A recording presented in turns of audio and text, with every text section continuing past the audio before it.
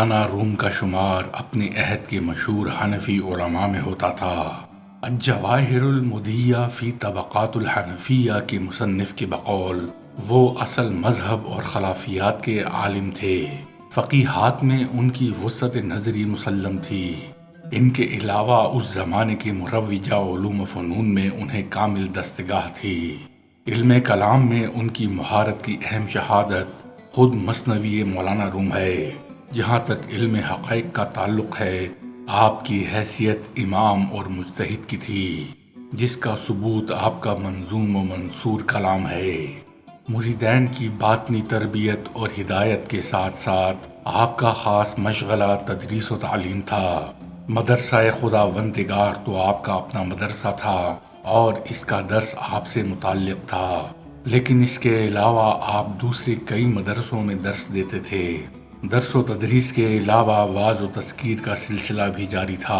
اپنے مدرسے میں وعظ و تذکیر کی مجلسیں تو ہوتی ہی رہتی تھیں، لیکن لوگوں کی درخواست پر دوسرے مقامات پر بھی وعظ و تذکیر کے لیے تشریف لے جاتے تھے۔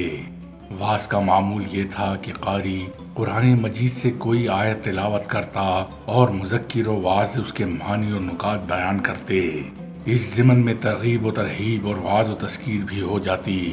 یہی مروجہ معمول مولانا روم کا طریقہ تذکیر تھا۔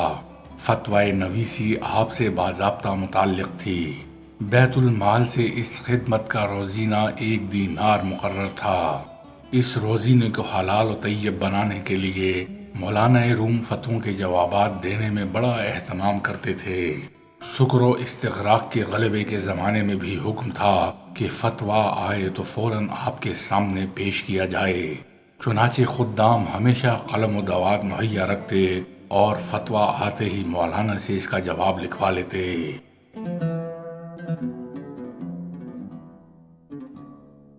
مولانا روم کے یہ مشاغل 246 ہجری تک برابر قائم رہے اور اس عرصے میں آپ کی زندگی خاص عالمانہ رہی۔ سر پر عمامہ باندھتے اور علماء کے انداز پر کشادہ آستینوں کی عبا پہنتے۔ زہد و تقوی، عبادت و ریاضت، مطالعہ کتب کے ساتھ درس، افتاء، وعظ، تلقین و تربیت مولانا کی زندگی تھی۔ قوالی و سماع سے بچتے تھے، شعر و شاعری سے تعلق نہ تھا۔ ہر عمل سے عالمانہ وقار اور ہر کام میں شیخیت کی شان نمایاں تھی۔ محقق ترمذی کی وفات کے بعد 4-5 سال مولانا روم پر گراں گزرے۔ ذہنی انتشار طاری رہا۔ اسی اثناء میں شمس الدین محمد بن علی تبریزی قونیہ میں وارد ہوئے اور ایک سرائے میں قیام کیا۔ 26 جمادی الاخر 642 ہجری کا واقعہ ہے۔ سرائے کے سامنے ایک چبوترا تھا۔ اکثر معززین شہر وہاں آ کر بیٹھا کرتے۔ شمس الدین بھی وہیں بیٹھ گئے۔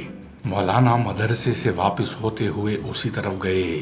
شمس تبریز نے مولانا کو دیکھ کر شیخ بایزید کے بعض تعلی آمیز کلمات اور مقابلے میں نبی کریم صلی اللہ علیہ وآلہ وسلم کی ایسی احادیث پیش کیں جن سے آپ کے عجز اور جذبہ عبودیت کا اظہار ہوتا تھا، اور مولانا سے بایزید کے ان کے اقوال کی توجیہ دریافت کی۔ مولانا نے بایزید کے شطحات کی صوفیانہ انداز میں توجیہ کی۔ معلوم نہیں ان بزرگوں نے ایک دوسرے میں کیا پایا اور کیا دیکھا۔ یہ معمولی اور عام سوال و جواب تو توجہ و جذب کا بہانہ تھے۔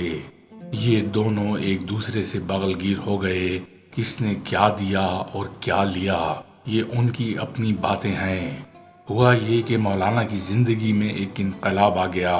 عالمانہ ثقافت رخصت ہوئی، شیخیت کا وقار غائب ہوا اور رندانہ جوش و شوق کا غلبہ ہو گیا اور ایک نیا دور شروع ہو گیا، جذب و سرمستی کا دور۔ مولانا شمس تبریز کو اپنے ساتھ لے آئے اور یہ دونوں بزرگ شیخ صلاح الدین زرکوب کے حجرے میں معتکف ہو گئے اور مہینوں عزلت نشین رہے۔ صرف صلاح الدین زرکوب جو محقق ترمذی کے مرید تھے اور پھر مولانا سے فیض اٹھایا، اس خلوت کدے میں جا سکتے تھے، کسی دوسرے کو جانے کی مجال نہ تھی۔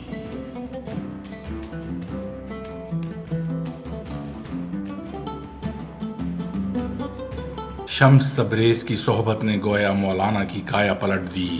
علم قال سے تعلق چھوٹ گیا، کتابیں گویا دریا برد ہو گئیں۔ درس و تدریس واز و تذکیر ترک ہوئے، عالمانہ لباس کو تیاگ دیا، مولویانہ ثقافت کے ساتھ سجادہ نشینی کا بھاری بھرکم پن بھی رخصت ہوا، مریدوں کی تلقین و تربیت بے التفاتی کی نظر ہوئی، احوال و مواجید کی منزل شروع ہوئی، سماع و قوالی سے رغبت پیدا ہو گئی، اور یہ انہماک ہوا کہ لوگ انگشت نمائی کرنے لگے، دست افشانی، چرخ اور رقص معمول ہو گئے، سماع نے مولانا کے خاص سلوک کی حیثیت اختیار کر لی، شاعری مولانا کی فطرت تھی، لیکن یہ جوہر عالمانہ شکوہ و سجادہ نشینی کے جاہ و جلال میں دبا ہوا تھا۔ شوق و سرمستی نے اس مصنوعی غلاف کو پارا پارا کر دیا تو یہ فطری مذاق غزلوں، رباعیوں اور عالمی شہرت کی مثنویوں میں نمایاں ہو گیا۔